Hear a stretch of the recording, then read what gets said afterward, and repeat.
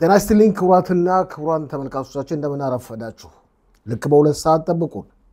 የእስራኤል መከላከያ ኃይል በከፍተኛ ሁኔታ ጥቃቱን በጋዛ እንደቀጠለ ነው። ትላንት ሌሊት ብቻ ከ70 በላይ ሽብር ፈጣሪዎች ተደምስሰዋል። የእስራኤል ምድር ጦርም በመጠኑ ወደ ጋዛ እየገባ ነው። ጋዛን ለሁለት ለመክፈል ወይም ለመሰንጠቅ ጥረት እየተደረገ ነው። በተወሰኑ ሰዓታትም ይሳካል ተብሎ ይገመታል።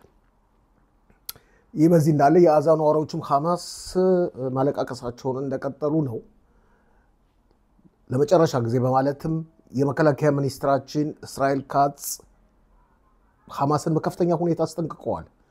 በአስቸኳይ ታጋቾችን ፍቱ፣ አለበለዚያ ሲኦል ይወርድባቸዋል ብለዋል።